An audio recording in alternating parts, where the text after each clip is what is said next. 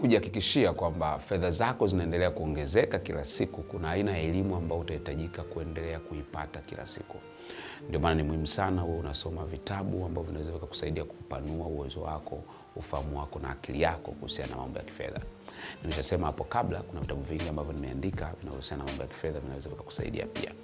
Lakini kuna elimu za aina 4 ambazo ni muhimu sana uzipate kwenye maisha yako ili ziweze kukutoa unapofika kwenye swala la pesa.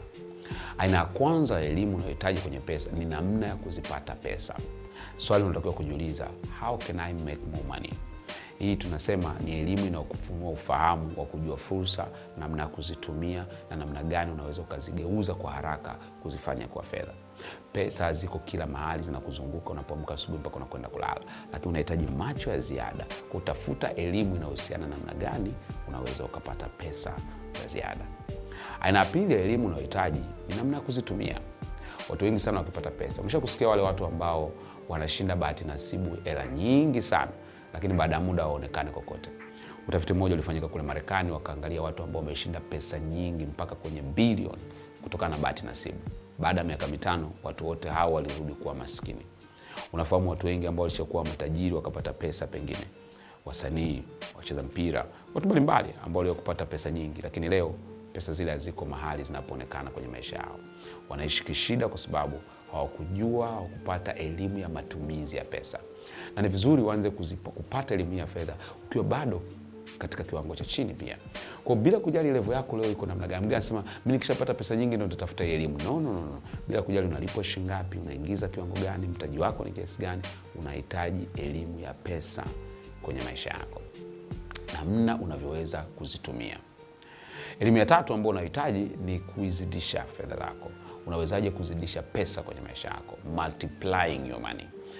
Pesa ni kama mbegu inayokuja mkononi mwako.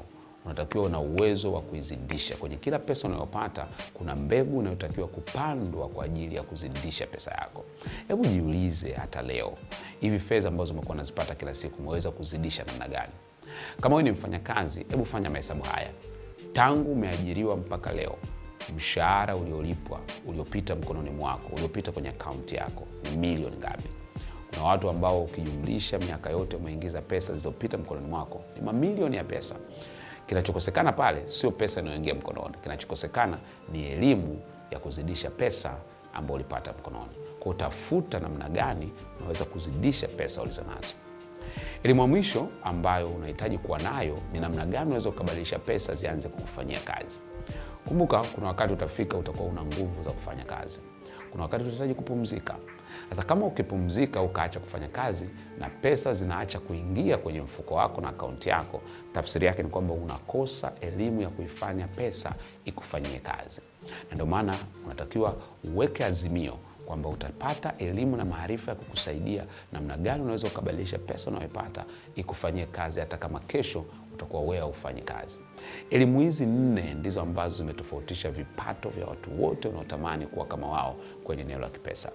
Ninaamini kuanzia leo utaanza kuzitafuta kila wakati ili ziweze kukuletea matokeo makubwa na kubadilisha kiwango chako cha pesa. Sina shaka mwaka huu kiwango chako cha pesa kitainuka sana. See you at the top.